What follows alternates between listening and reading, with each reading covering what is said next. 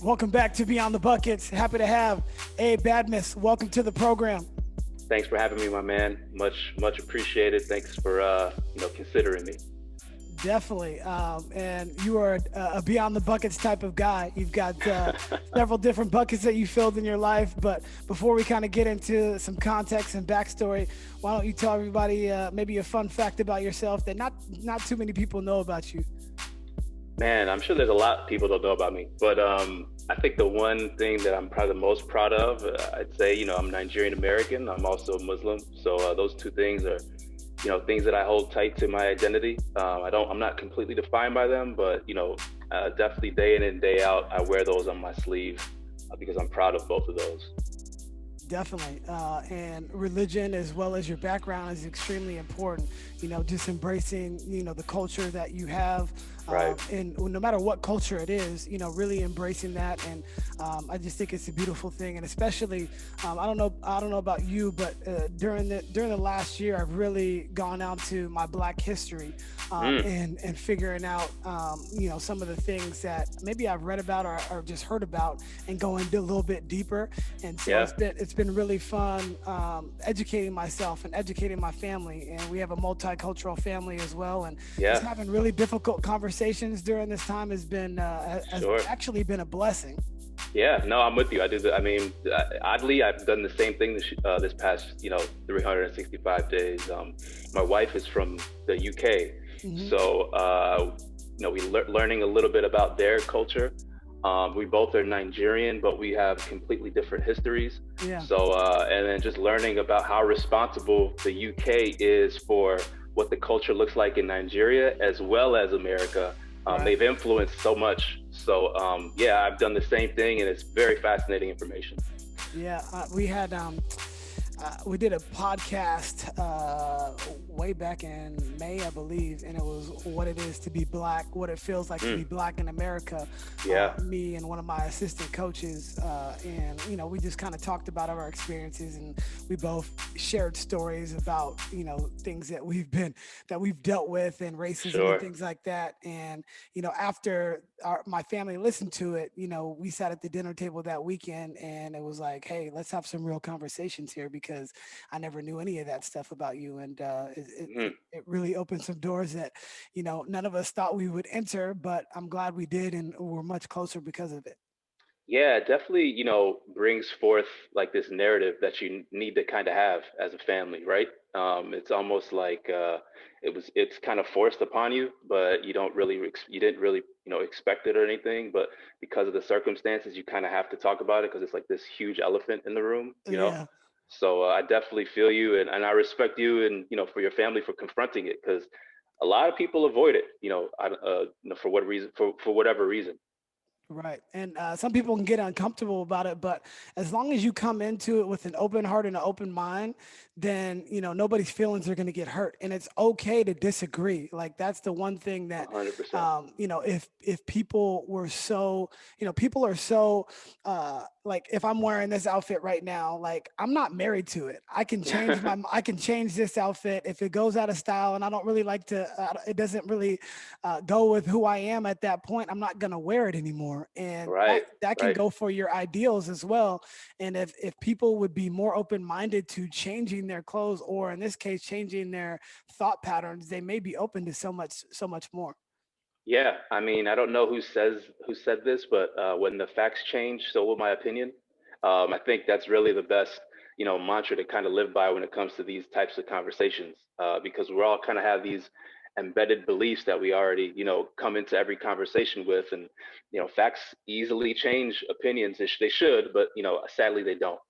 Wow, I'm gonna steal that one for sure. When facts change, my opinion will change. I mean, that says it all. And Right, right. and you can't lie against facts. No, nope. Kyrie may say the world is flat, but the facts show that it's definitely not. So I think he came back on that. I think he retracted from that statement. I might not. I heard him on a podcast feeling like terrible for saying that, but I don't know if he still holds that belief. But I remember hearing him feeling like terrible for saying that. So, Right. Well, he's human and he can make right, mistakes just like all of us. right. But, as long as you kind of own them and say, hey, maybe I was just misinformed or whatever the case may be. But That's right. not to pile on Kyrie. Uh, anyway, give us a little context about you. Grew up in Chicago, first generation American, growing up on the west side and the north side of Chicago, or excuse me, south side and the north side of Chicago. Right, right. Tell me about your upbringing. Yeah, so I mean, you kind of hit it. The story really starts with my grandfather. He did very, very well in Nigeria. Was a contractor for a big oil company and had a lot of kids because that's what people did back then. Yeah. So my mother was one of 11, and he read a ton, and he knew the way the American economy was trending. There was going to be an inflection point at some point, and he's like, I need to get ahead of this because the naira at the time, the Nigerian currency, was 2 to 1. So for every dollar, for every naira that you had, it equaled $2. So a lot of power in Nigeria at the time. But he started to see the trend go, decreasing bit by bit. So he wanted to send all his kids to America. So in the 80s, he started doing that. He started sending his first kid, his second kid. My mom was his firstborn daughter. Sent her to Chicago to get her education, and then he paid her way and paid her boyfriend's way at the time. Actually, her boyfriend was my father. Paid both their way to come to Chicago. They both studied, and they had me not too long after that. So I grew up in Chicago in the 90s, and I mean, if unless you just were living under a rock, in 1990, being in Chicago in the 90s, the story was Michael Jordan, right? Yeah. So because of him, I was heavily influenced by the things I did. So I was obsessed with him like every other kid my age. I played basketball. I think I started at like age 5 or something like that, and just never put the ball down. And my parents couldn't get me away from the game. I was obsessed with him. I was obsessed with the game. I was obsessed with the Bulls, and I just became like this avid fan who just like mimicked everything I saw him do.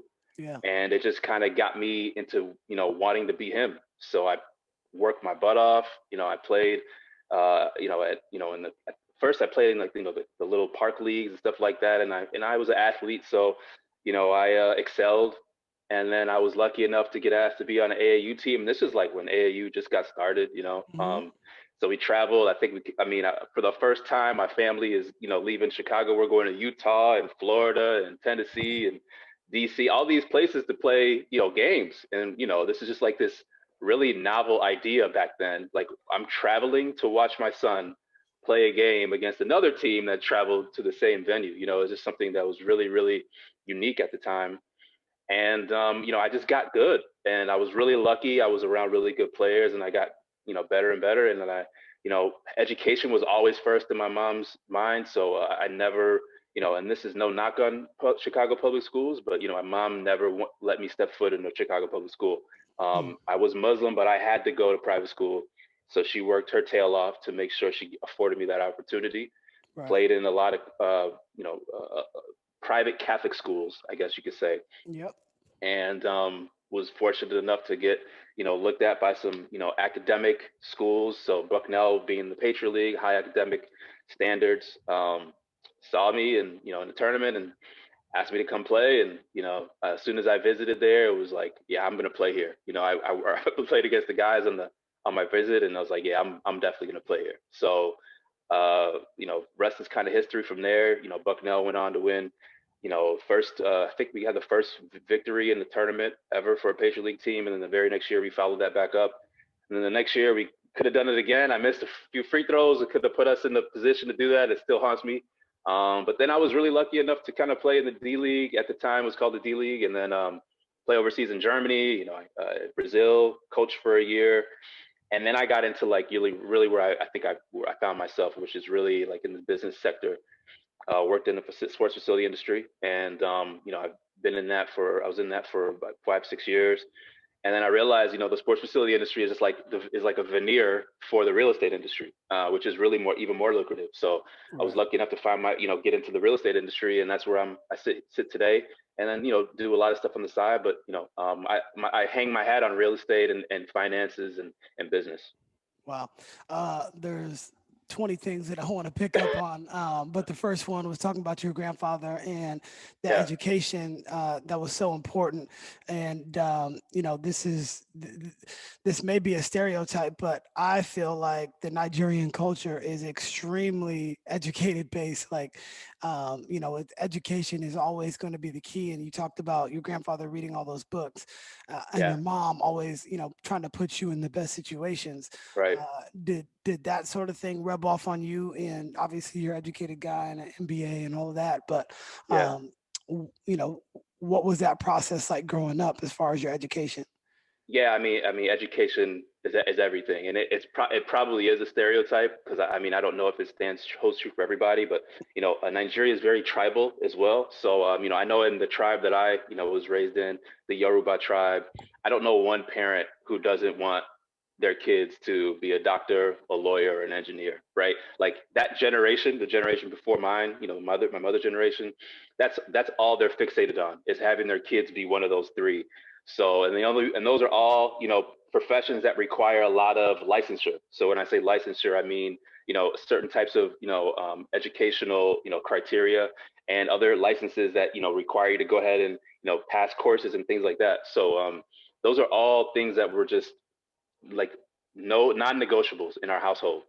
Um, However, so my father, my grandfather was big on education, but going into America and being a part of this like generation of you see people be millionaires by playing basketball, it really was like a paradigm shift for a lot of people in my mother's generation.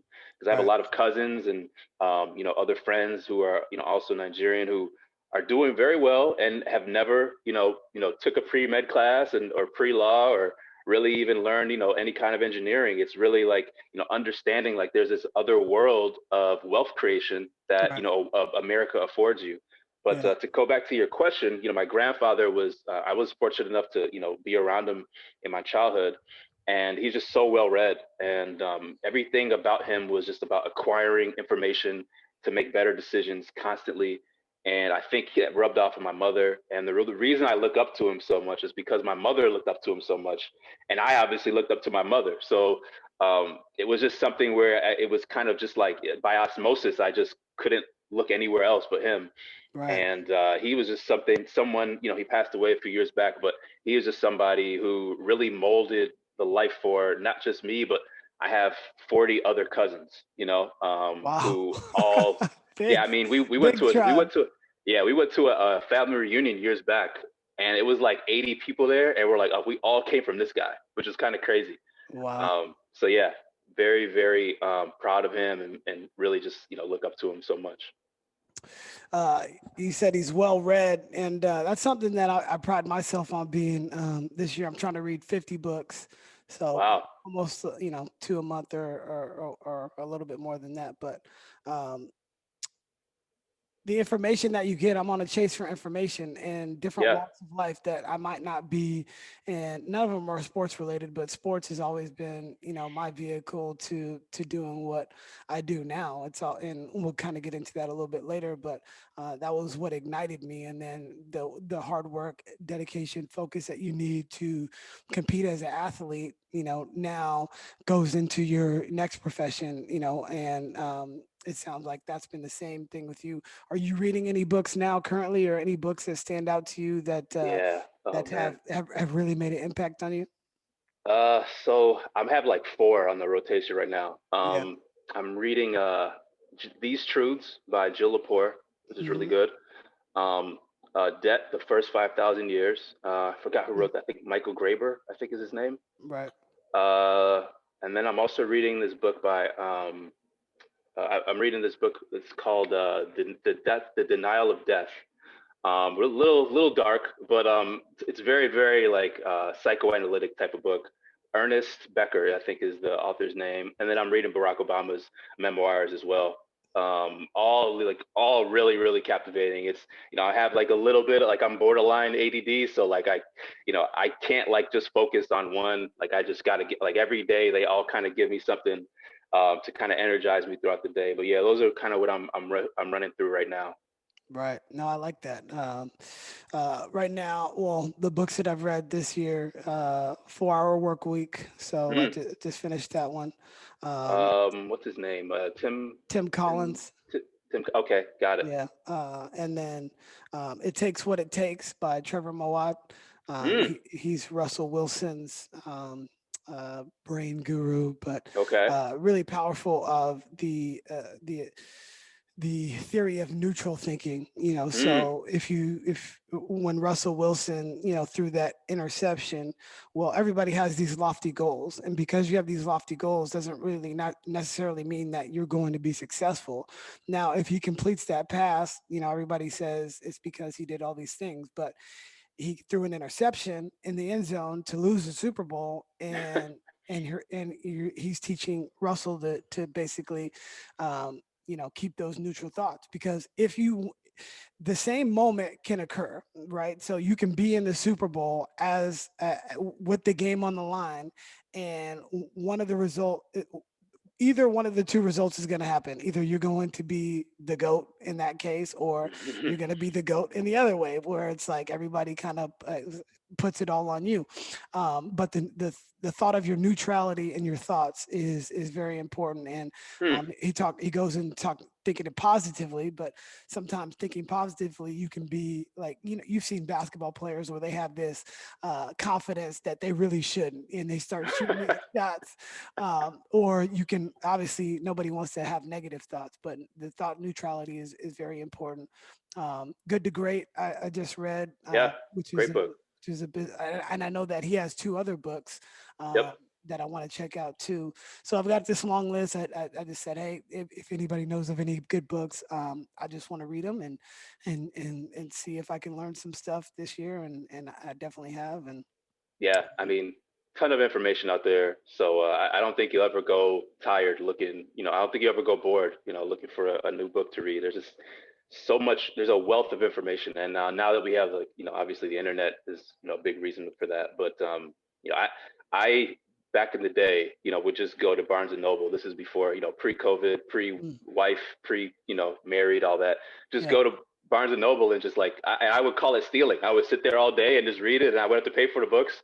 You Mm, know, that was something that I truly enjoyed. I kind of miss those days. I tell my wife that. She feels like, sometimes it's like, why don't you just go ahead and do it? I was like, no, right at this time this time in my life, it would look really strange right. to go there and just sit there all day. Like, I feel like someone would come up to me like, hey, are you okay? You know what I mean? Is everything all Yeah. right? But No no, doubt. it's great. Your practices are perfect. You know what I mean?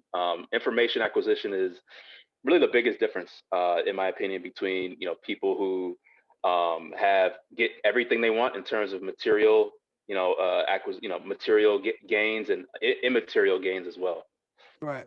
And as I get older, and get acquire more knowledge, it's always on a hunt for more. You're never gonna either getting better or you're getting worse. But I find myself wanting material possessions less. Yeah, absolutely. I don't want a cool car. I don't want all these other things. I'm looking at, and I'm a shoe guy. Like I have way too many shoes, but Okay. I literally have I have 3 bags of shoes that I'm getting ready to donate over here to the Goodwill, and Wow. I'll show you, because I'm definitely not lying. But I, here's one of the Oh, big. wow. Yeah, I got Oh, you were not like playing. I got Jordans in here. I got all. I mean, I should ship these off to you since you're a Jordan fan. But Hey, it's uh, it's it's wow. it's just interesting how things change over the years. Yeah, That as you become wiser, that what's really important just extremely changes. 100%. Yeah, I mean, there's just so many things that you just kind of get open to. You feel like you've just been in the dark. Once you get this kind of information, and I'm sure like the stuff that you've probably come across is teach you about the importance of wealth and capital and assets that depreciate and the assets that appreciate, right? And then you're Right. just like, I've been in the dark. Like ever up to this point, I've been living in the dark. And when you kind of see the light, you know what I mean? And I'm not saying in any kind of religious context or anything, but when Sure. you see the light, it just like it changes all your behavior and like completely, and that's kind of what you're doing, right? Like you're like, all right, I don't need all these shoes, and it's just like I'm in the light now. So other people think you're crazy, but just they haven't reached that kind of level of understanding. Definitely. And where you are today is going to completely change as well down the road, 10 Without a years doubt. from now. Without a Uh, doubt. Without a you, doubt. you dabble in the stock market at all? I do, yeah. So, I invest. I've struggled the last few years in terms of my philosophy. Hmm. And there's really like two competing philosophies that I've discovered. I'm sure there's others. There's the the chartist, Hmm. person who reads charts, right, and looks just for trends on Yeah. charts, and then like that value investing type of. You talking about the GameStop people? Yeah, well, yeah, yeah. Those are the I guess you could say they're probably a little bit of both, but Right. people who read charts, really just look for trends in charts. Just and I think I forgot the guy's name. He, Bill something. I'm gonna get his name because I just got done reading his book. Created the Investor Business Daily, and I think it's based out of California. I may be wrong with that, but Hmm. Investor Business Daily was the company he created, but he wrote this book, How to Make Money in Stocks, and he shows you like the first 400 pages are just like charts. That's it. Wow. So you like before he even gets into any text, just shows you charts, like, and then you basically read through every chart and learn how to pick up trends, and then he tells you like gives you all the information. It's a really cool book. Mm. So that's one school of thought, and then there's Right. like then you got the Charlie Munger, Warren Buffett, Benjamin Graham school, where you're looking at balance sheets, you're looking at these underappreciated assets, or yeah, undervalued assets, and seeing where they project where they might be in 10, 20, 30 years. So and then you could also say there's probably a third school, which is Jim Simons, who was a mathematician by trade, and then created like this fund where all they did was basically hold stocks for no longer than 48 hours, right? So they would trade time and time again. So like they would do hundreds of trades a day, uh, picking stocks, just following trends and things like that, and selling as soon as they thought something. And it was all built off of algorithms and stuff like that. But I mean, for a good period, like 20 years, like he was beating everybody out. Like they were at, I mean, their biggest fund was returning 66%, Wow. in securities, which is incredible. So, I mean, you could say he's a little bit of a chartist, right? But I think that's kind of like the quant, school of thought where it was all computer based. But so I've struggled with that. So really, to answer your question, I've struggled with all of those three schools of thought. Like, where do I like kind of hang my hat? And I'm not really sure. I Right. do a little bit of both, and I've done better on the value investment side than I have on the chartist side. So there's your answer. Yeah, I stay usually with the blue chip stocks because Okay. they're gonna be solid, and then you'll like Beyond Meat. I got Mm-hmm. in early or something Yeah. like that where it's kind of like this could be something in a few years. Yeah. Obviously, if you hit the Peloton or any of these companies that have really thrived during the pandemic, Yeah. those are really those Zoom, are Tesla, Zoom, right? Yeah. Tesla, yeah. And looking back on it, when Tesla split, I probably should have got in then too, because it's just skyrocketed ever since. And as soon as the pandemic hit, I mean, why didn't I not? And I was using Zoom every single day. Why did I not even think about getting Zoom? I got Zoom late, but Right. had you? And ironically, the CEO of Zoom, I used to coach his son. Really? Yeah, Eric Wan, his son Roy played locally here, and then he played on our AAU program. And so, Wow. and he's a prolific shooter. Kid's at Stanford now. He's not playing anymore. Is that right? He probably could. He's just a little bit undersized, but he he's he's he's the best shooter I've ever seen in high school. Wow. And that's saying a lot. A lot of the players that have come out of this area, he lights out, like Wow. unbelievable. Wow. But yeah, it's just interesting how it all works. What's your thoughts on Bitcoin? I was talking this weekend with a friend, well, a group of friends, and we're talking: is it really currency, or is it just an asset? Because we were just kind of going back and forth on it, and I have a bunch of friends because I want to really educate myself on it, and I kind of know what it means, but I really don't, and it's Yeah. not really a currency, but people are spending with it, and Sure. yeah, so Sure. Yeah, I mean, I think the big easiest comparison is just to think of like gold, right? So gold is a few things. It's a store of value, right? And then it's also a currency. It's fungible. You can trade it for other types of, currency. That it itself is not valuable, but because we all think it's valuable, it holds value, right? Right. I think you could, so like, and even our dollar, years ago, um, back in the 1800s, 1900s, our dollar, the greenbacks were backed by gold and silver, right? It was actually called specie at the time. It was like Mm. a mix between gold and silver. So these are all things that they all exist in your mind, truthfully. A really good book. I know we're going all over the place, but It's this came okay. to my head. If you haven't read it already, which I thought was really mind blowing, was *Sapiens*, Mm. which is by Yuval Noah Harari, this guy from Israel. He's like a history teacher, I think, in Israel, like a professor.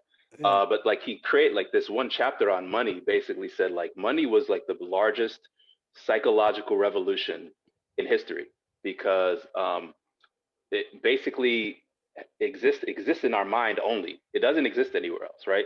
And I Yeah. think you could say the same thing for Bitcoin. It just exists in our mind if we all believe in it, right? It's just like this metric it's a metric we all use to determine the value of something. Right. That's really what money is, right? So Bitcoin is no different. The beauty of Bitcoin is, I mean, there's good and bad, but the beauty of it is that it's not held to any particular country, right? It just exists as it is. So no country can claim it. And that's really, I think, the beauty of it. And then also so then no country can regulate it at the same time. So then because of that, that's why it fluctuates so much. And you see, prices. I think we had record highs this year. When Yeah. I bought in, it was at a record low. But it's a very very unique proposition. I'm very curious to see where it goes. I currently own a few, cryptocurrencies. So like I believe in it. I'm bullish on it.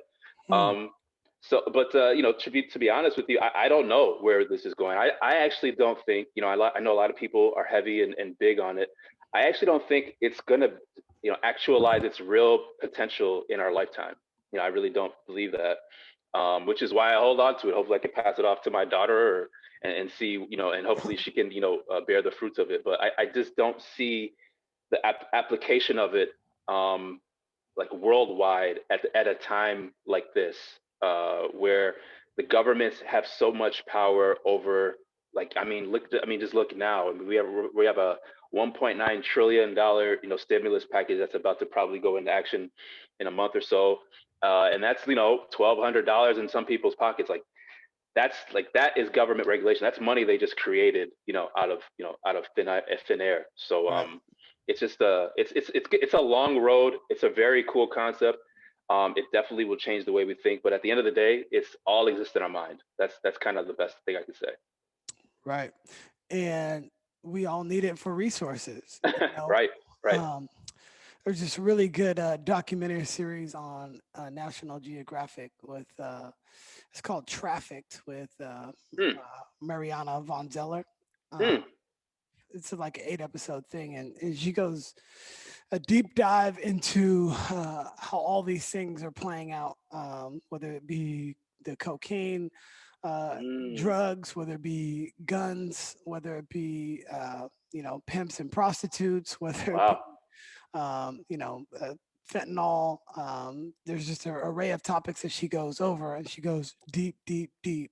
And wow. so she goes to the very beginning of where it starts out.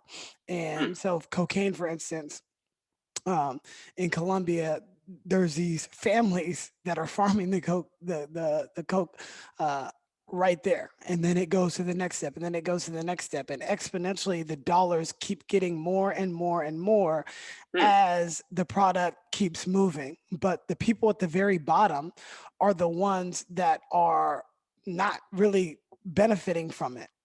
hmm. But everybody at the top, every time it transfers, okay, it was worth 16,000. Now it's worth 32, and now it's worth 64, and then it just keeps on going and going. And so she goes and gets really close with these individuals, and everybody, it was pre-COVID, but everybody was masked up because they don't want to show their identity.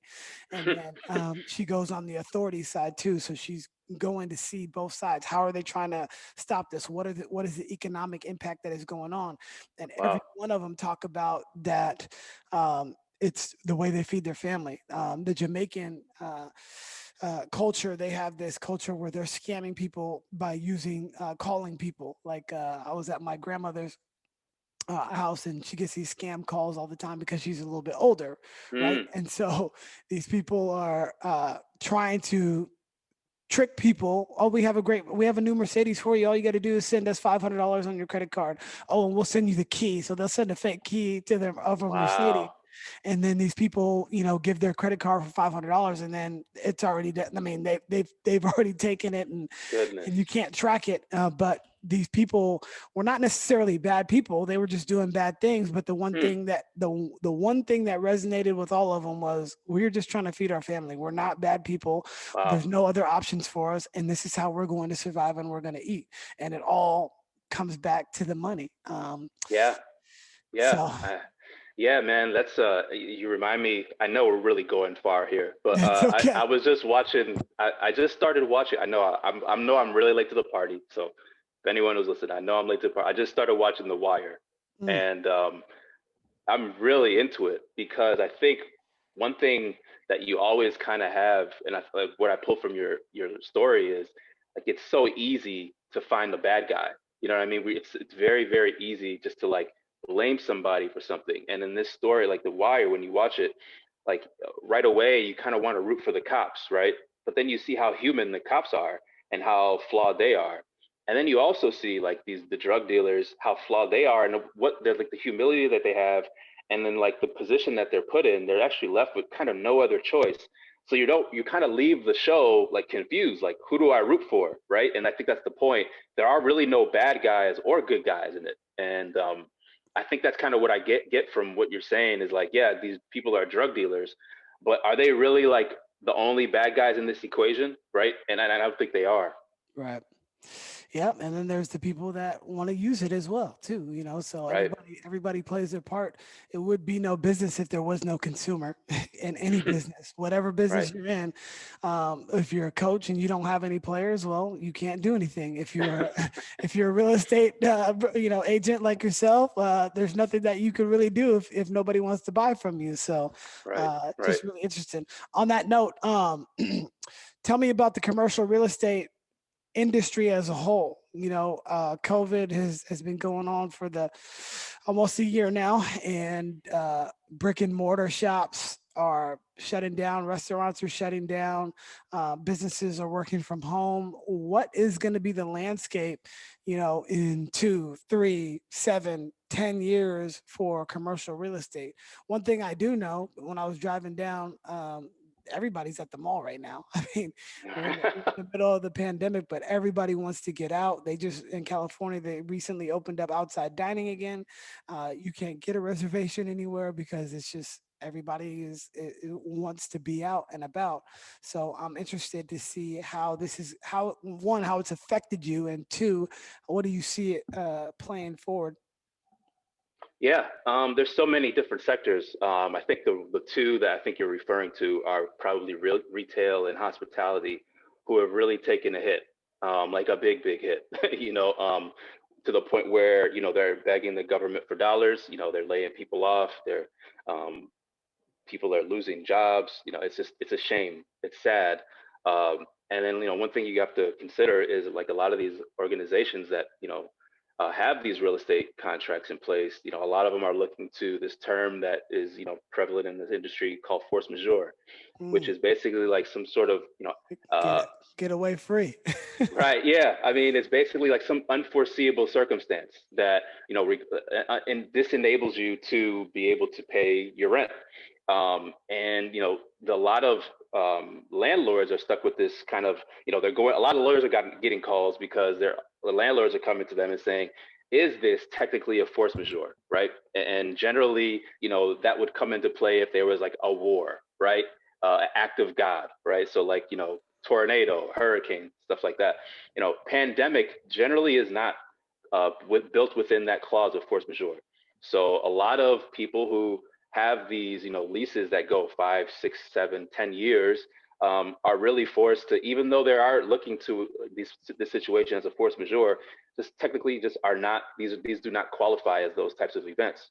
So a lot of people are, downsizing from what I've seen, which is basically they take, the space that they have and they cut it. Maybe they had 5,000 square feet and, everyone had an office. Now they're cutting it to 2,500 and, they have a few offices, but a lot of just open workspace. Obviously, I think the trend was already in place where, we were all kind of, doing this hybrid model in terms of like, I'm talking about office spaces now. That trend was already in place. It was coming. It's just coming sooner to us now.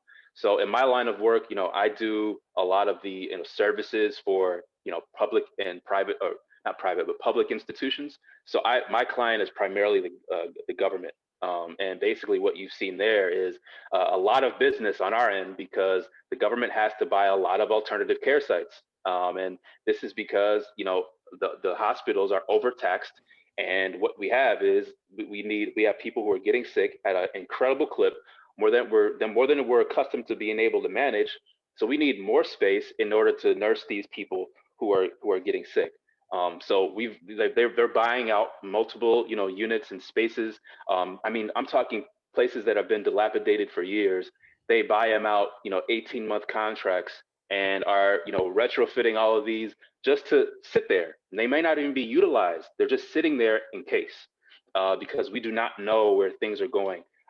In terms of how these new strains are going to affect us, and how people are being infected day in and day out. So that's where my line of work is being affected.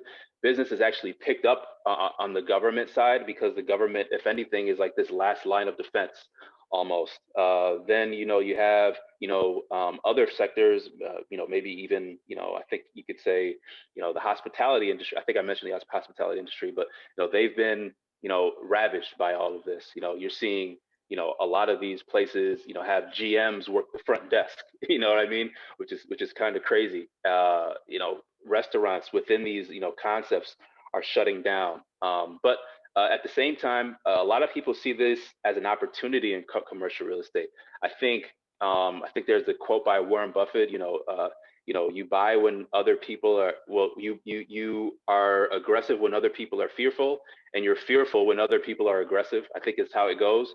So a lot of people see this as opportunity and are buying up as much real estate as they can, knowing that we're coming towards a newer glide path, and we're going to approach a point where everything in this market will be bullish again. So I think there's two stories to this. There's two sides to this story. There's the people who are just being directly affected, like the retail industries, and I'm talking restaurants, like you mentioned. Then you have your hospitality, but then there's these areas where aren't affected whatsoever. Health is like shooting up like crazy, like it's a crazy hockey stick, right? Then you have office spaces, which are we're already going towards this model, or really are just having to be have to expedite some of their practices in order to kind of catch up with the times. So it's a very, very wide variety and wide array of options that people are facing. Right.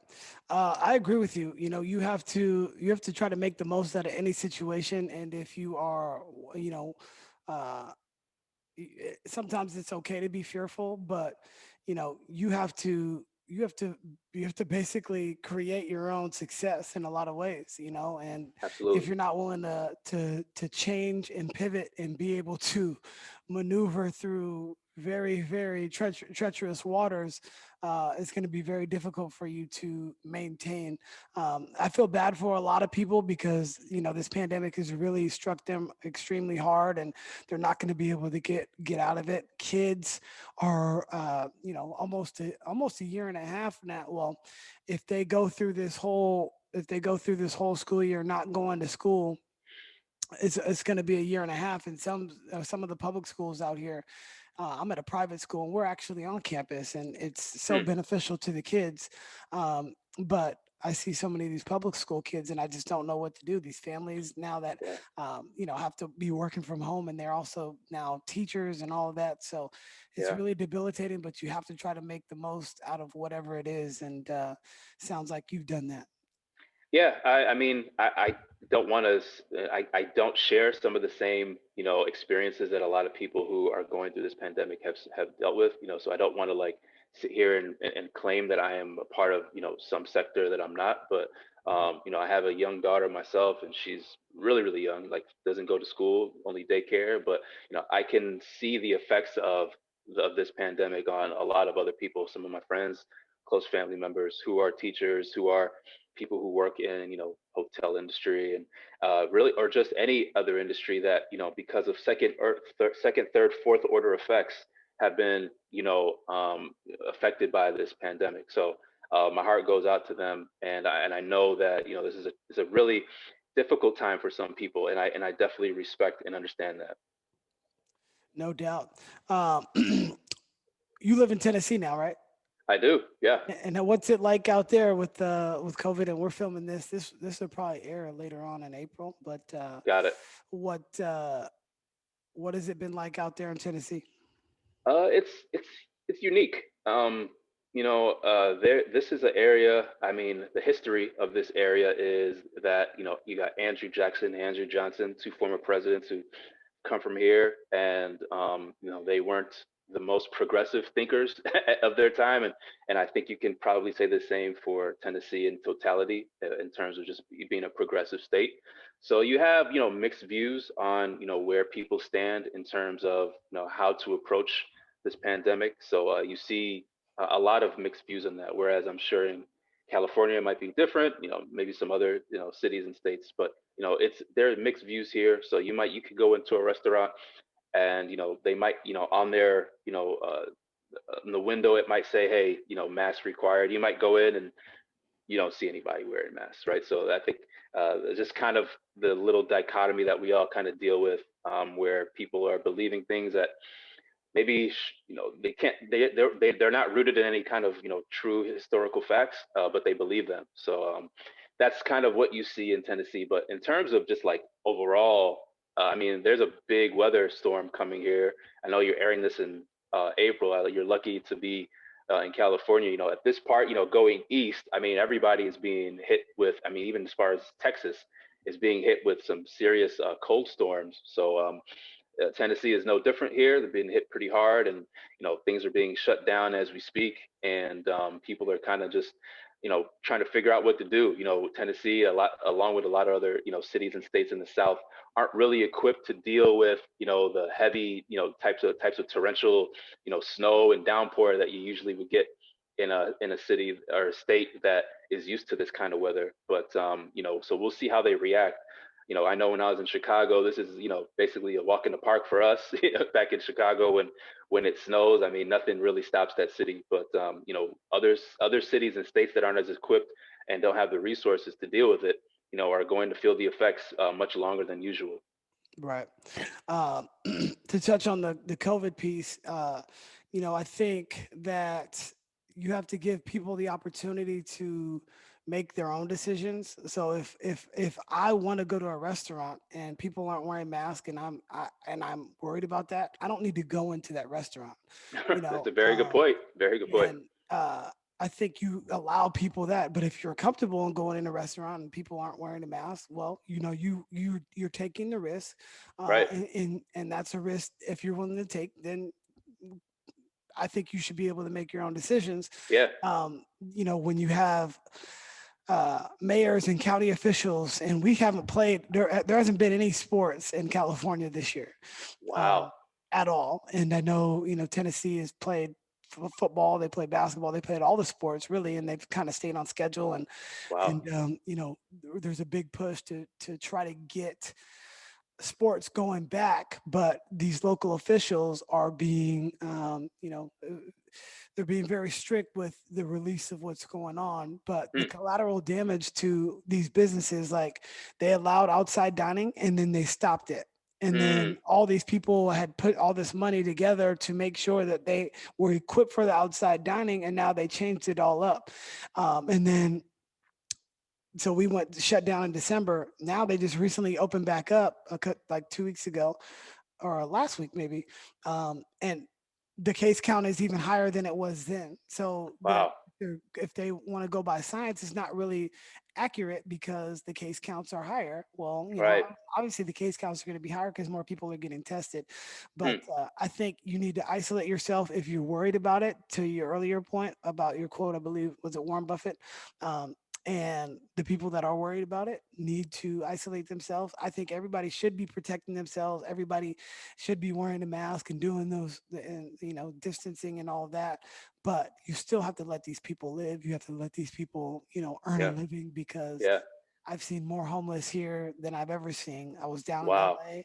I was on Sunset in Hollywood. It was unbelievably empty and Wow. desolate. It was really hard to see because Wow. usually that place would be absolutely booming. And just Hmm. talking to the people around it, 75% of the restaurants aren't going to make it. Wow. 75%. Yeah, that's crazy. To go to your back to your point about, kind of just like you have the agency to go in the restaurant and then not to go in. It's almost like smoking when I think about it, right? Like if Mm, someone else is smoking there, it's your choice. Do you want to inhale that nicotine? If you don't, then don't go in the restaurant, right? I think you can draw some similar comparisons, but I mean that other piece about the homelessness, it's something I haven't truly considered. I don't see them as frequently, on my way to work or just driving around. But that is really, really sad. yeah, the cost of living here is extremely high. I mean, that Right. the average cost a home is I believe it's like over $700,000, um, Wow. if not more. I want to say it was like close to a million, like the mean average Hmm. of all the homes in the Santa Clara County. Hmm. But it's unfortunate, but we'll see how it all plays out. But I'm just hoping the best for the people that are really getting hit by it, and count my blessings for our family. But I definitely don't want to get COVID. I don't want any of my family to get COVID. My wife is a Yeah. nurse, so she's been vaccinated, and I'm a teacher as well, so I should be getting vaccinated too. But yeah, I just feel for everybody during this time. So many student athletes have missed their seasons and might not get one because the clock is really ticking. I mean, Yeah. we're 2 weeks away from March as we film this now. So Yeah, I mean, think about how basketball is affected. I know, you're a basketball guy. I mean, think about the live period, how that's affected. I don't even know. I mean, I'm not certain. I haven't checked. It's been a long time since I kept up with that, but just not being able to evaluate a kid before you offer them a scholarship, and then even at the next level, like I thought last year, I felt a lot of teams suffered, NBA teams, because they just weren't able to evaluate anybody because there was no tournament, right. no NIT, no NCAA. I mean, just imagine not seeing kids at the highest leverage moments be able to perform and knowing how to pick out someone who could shine in those kind of situations. I thought, this has affected every walk of life. I mean, and basketball is no different from that. But Right. it's incredible the second, third, fourth order effects that come from this. And basketball is just another one of the stories. And people don't talk about this, but the residual effects of what has happened. Like I interviewed a young lady that played on the Oregon women's basketball team Mm, last year, and they would have won the national championship. They had right. they had the best team. She was a starter on that team, and she was a grad transfer from USC, Mm, and they were going to win the championship, like unless something crazy happened. But they were definitely favored. They had the best player in the country on their sure. team, and it was just unfortunate. And she doesn't get that opportunity. And the same thing, like she didn't go to the WNBA because they weren't able to see that her playing that crunch time, and Yeah. then she wasn't able to really travel to go to the combine. So the draft, they already knew, okay, well, we're going to take so and so or so and so. But then on top of that, think about the recruiting now, because kids this year, that even if they played, they get this year back. So seniors can keep this year and play, and then they can Wow. play one more year if they want to. Now, what happens? Wow. Okay, I graduated. Well, now I can go to Louisville. I can go over here to Stanford, or I can go to Oregon or wherever. And these kids that are 21, if you didn't commit early, it's really difficult for you.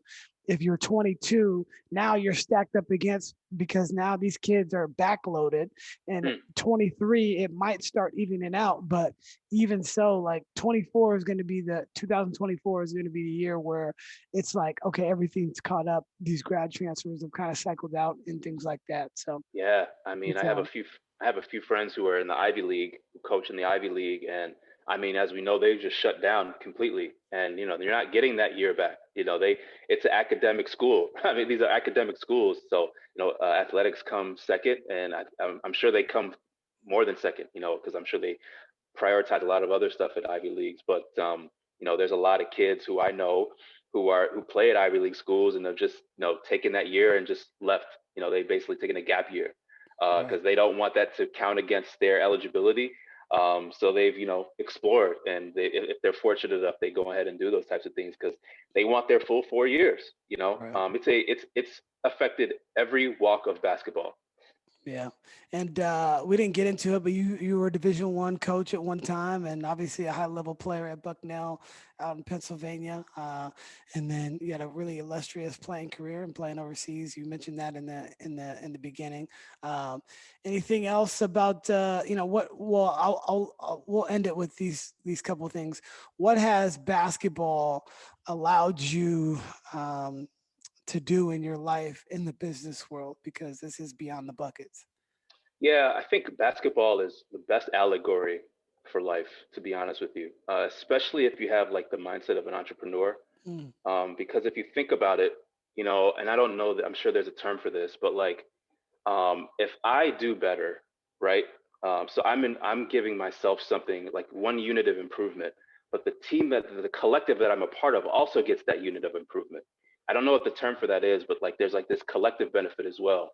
Right. And so like it behooves you to a certain degree to be selfish, right? Right. Not too much, right? Because then it's deleterious to the team, but it behooves you to be somewhat selfish, right? You take a layup if it's open, that's a selfish act. Right. But the team also benefits.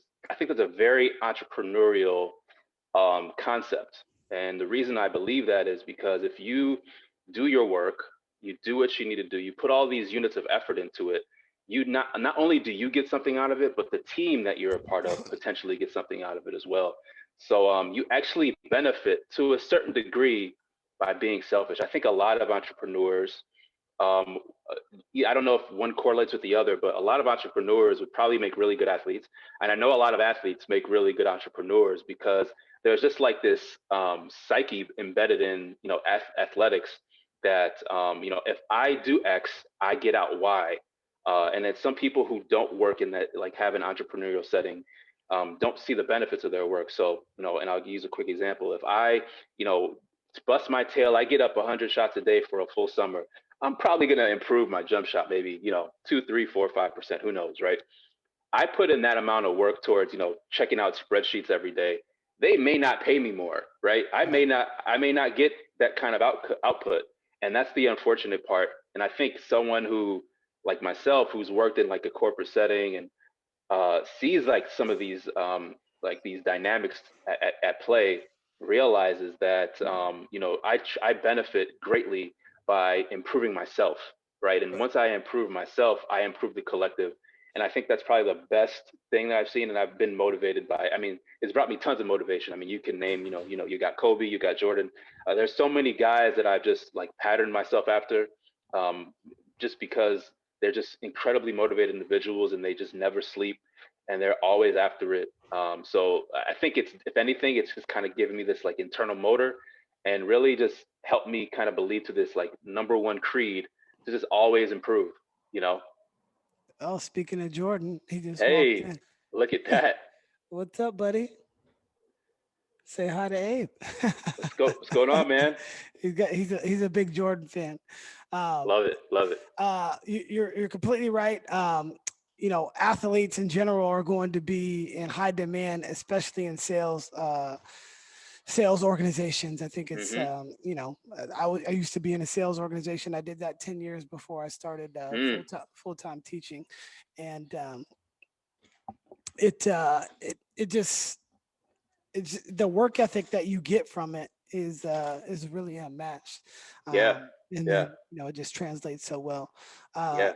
As we wrap it up, where can everybody follow you and your journey? I think we got to do this again because there were so many things that we didn't touch on, but it was just a fabulous conversation, man. It was just I really good to get to know you, and I love just the rabbit holes we went down. And yeah. I know we didn't really talk much about basketball, but I love I still love basketball. I coached, obviously. I scouted a little bit for the Hawks when I was younger.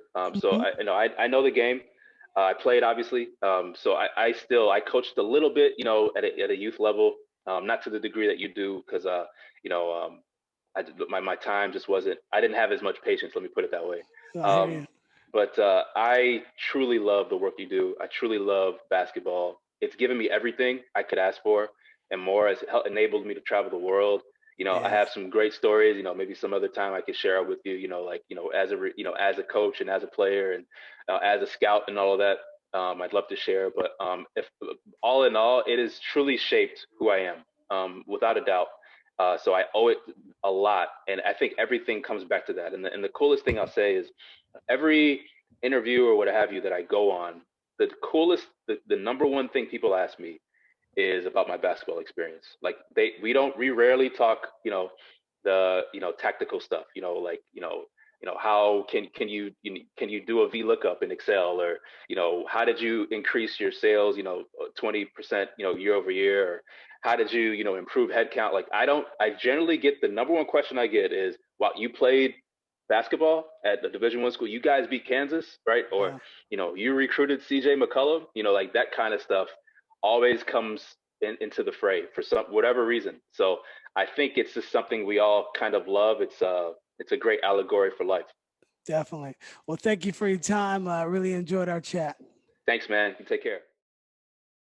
Thank you for listening to the Beyond the Buckets podcast. Please remember to subscribe, rate, and share the show with your friends. And until next time, take care.